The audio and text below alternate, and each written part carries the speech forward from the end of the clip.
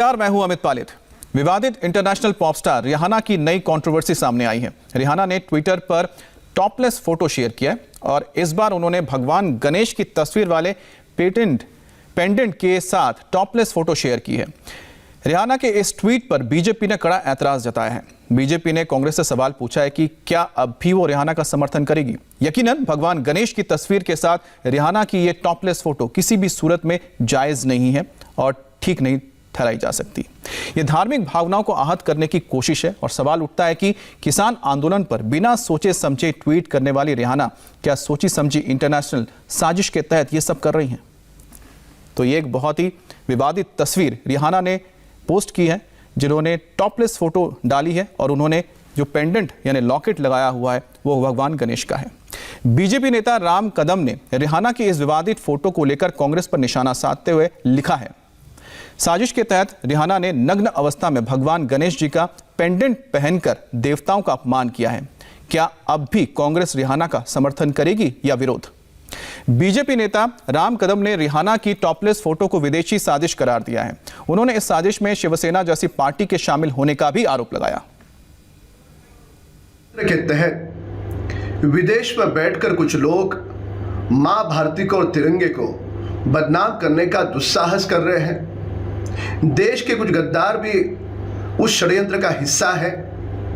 शिवसेना से जुड़े हुए कुछ लोग भी उस षड्यंत्र में शामिल हैं। इस प्रकार की जानकारी सामने आ रही है। स्वर्गीय बाला साहब ठाकरे जी की शिवसेना अब नहीं रही, जो हिंदुत्व की बात करती थी, देश हित की बात करती थी। वह शिवसेना सिंहासन के लालच में इस हद तक गिर चुकी है कि उनके कुछ लोग इस षड्यंत्र का हिस्सा है। शिवसेना का असली चेहरा देश और दुनिया के सामने अब आया है। और इस वक्त हमारे साथ बीजेपी नेता राम कदम जुड़ गए हैं सीधे। राम कदम जी, आपका स्वागत है।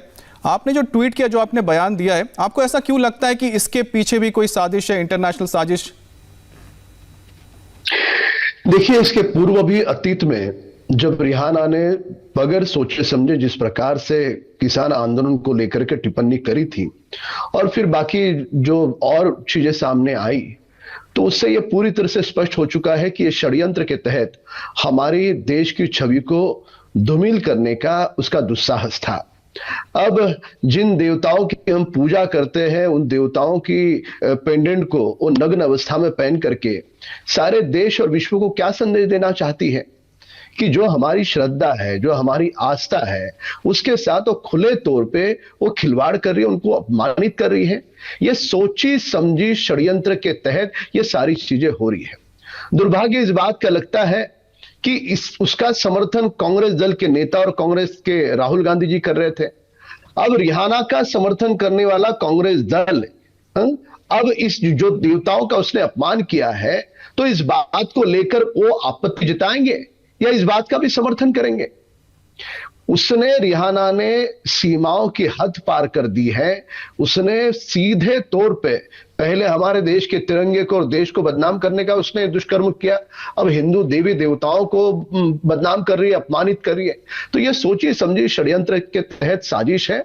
और दूसरा, आपको बता दूं कि टूल किट को लेकर जो शिवसेना के नेताओं के साथ जुड़े हुए लोगों के नाम सामने आ रहे हैं महाराष्ट्र के, वो भी स्पष्ट करता है कि स्वर्गीय बाला साहब ठाकरे जी की शिवसेना अब नहीं रही, जो हिंदुत्व के लिए बात करती थी, देश हित के लिए बात करती थी। ये तो सिंहासन के लालच में इन्होंने अपना हिंदुत्व त्याग दिया और विदेश में बैठ करके हमारे देश को बदनाम करने वाले जो लोग हैं, उनके षड्यंत्र में शामिल हो गए। तो कहीं ना कहीं इसका पर्दाफाश, शिवसेना का असली चेहरा अब देश के सामने आया है। अच्छा, एक बात बताइए कि रिहाना ने पहले जो पोस्ट किया था कृषि कानून को लेकर, उसमें तो समझ में आती है बातें जो आप कह रहे हैं कि विपक्ष ने उनका साथ दिया, लेकिन ये जो तस्वीर आई है, इसमें भी आप क्यों जोड़ रहे हैं विपक्ष के लोगों को, चाहे वो शिवसेना हो या फिर कांग्रेस हो? देखिएगा, देवी देवता किसी एक धर्म के नहीं होते हैं, वो सभी के होते हैं। जिसकी श्रद्धा है, आस्था है, उनके होते हैं। हिंदुत्व की बात करने वाली शिवसेना जब भगवान गणेश का पेंडेंट वो नग्न अवस्था में अपने शरीर में धारण करती है, सीधे तौर पे हमारी आस्थाओं को ठेस पहुंचाती है, शिवसेना खामोश क्यों है? उनके ओर से कोई बयान क्यों नहीं आता? खामोश है शिवसेना। कांग्रेस की ओर से बयान क्यों नहीं आता? रिहाना आपने कैसे किया? आपकी हिम्मत कैसी हुई करने की है? कांग्रेस की ओर से बयान क्यों नहीं आया?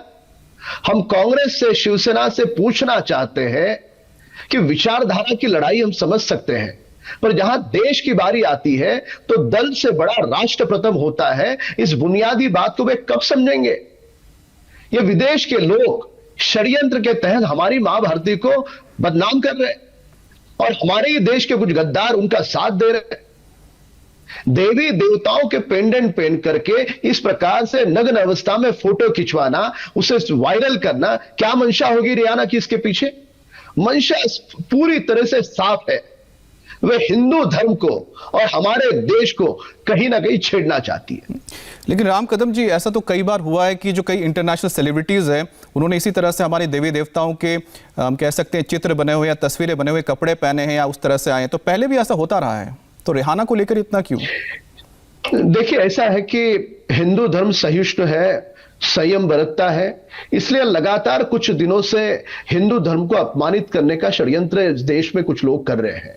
तांडव वेब सीरीज में भी आपने देखा, देश में सबसे पहली आवाज हमने मुंबई में घाटकोपर में उठाई थी। तांडव के विरोध में हमने आवाज मुंबई में उठाई।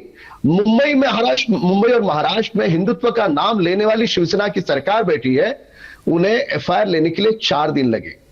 4 दिन के बाद जब पूरे देश में अलग अलग जगह पर एफआईआर हुए, उसके पश्चात 4 दिन के बाद मुंबई में एफआईआर दर्ज होता है, वो भी हमारे संघर्ष के कारण। पर अब तक हिंदू देवी देवताओं को गालियां देने वाले, बांद्रा के एयर कंडीशन बंगले में बिरयानी खा रहे उन पर यह महाराष्ट्र की सरकार कोई कार्रवाई नहीं करती। तो यह हिंदू समाज संयम बरतने के कारण ये कुछ लोगों का दुस्साहस ये लगातार बढ़ते जा रहा है जी। पर हिंदू समाज अब सहेगा नहीं, अब सड़कों पर उतरेगा, संघर्ष करेगा। ये लगातार जो हिंदू धर्म की भावनाओं को, श्रद्धा को जो आहत करने का कुछ लोग दुष्प्रयास कर रहे हैं, उसे सहेगा नहीं। बहुत हैरानी होती है कि आप जिस राज्य से आते हैं, महाराष्ट्र, मुंबई से आते हैं, वहां पर भगवान गणेश हो या फिर किसी हिंदू देवी देवता को लेकर इस तरह की अगर कोई आपत्तिजनक चीजें सामने आती थी तो बोलना नहीं पड़ता था, शिवसेना सबसे पहले उतरती थी। लेकिन क्या हो गया? आपको क्या लगता है कि आखिर क्या वजह है कि शिवसेना बदल क्यों गई है? देखिएगा, 450 वर्षों का राम मंदिर का इतिहास है। 450 वर्षों की संघर्ष और परिश्रम की लड़ाई जीतने के बाद भव्य राम मंदिर बनने जा रहा है। इस राम मंदिर के चंदे को लेकर के शिवसेना को आपत्ति है। इस राम मंदिर के भूमि पूजन को लेकर के राष्ट्रवादी के शरद पवार सवाल पूछते हैं और मंदिर निर्माण के भूमि पूजन पर सवाल पूछने वालों के साथ शिवसेना सत्ता साझा कर रही है। राम मंदिर का फैसला उच्च न्यायपालिका में तुरंत न आए, उसे विलंब हो, इसलिए कांग्रेस ने 22 वकीलों की फौज सुप्रीम कोर्ट में खड़ी की। उसी कांग्रेस के साथ शिवसेना सत्ता साझा करी है जी। इन बातों से बिल्कुल सुनिश्चित होता है इन्होंने सत्ता के लिए, सिंहासन के लिए हिंदुत्व, सारी विचारधारा, सारे अपने सिद्धांत को इन्होंने छोड़ दिया है, त्याग दिया है। जी, बहुत बहुत शुक्रिया कि आपने अपनी राय रखी। लेकिन एक बात तो बिल्कुल सही है कि रिहाना की ये अपनी मर्जी है कि वो किस तरह से रहें, कुछ भी करें। लेकिन अगर उनको लगता है कि हमारे देश में किसानों के साथ कुछ ऐसी चीज़ें हो रही है जो उस पर सवाल उठाना चाहिए, तो अगर वो भी कुछ ऐसी चीज़ें करती हैं जिससे इसी देश में बहुत बड़े तबके का आहत होता है, उनका धर्म, उनकी संस्कृति को आहत होती है, तो वो भी उनको सोचना चाहिए कि वो ऐसा क्यों कर रही है। क्योंकि एक जगह पे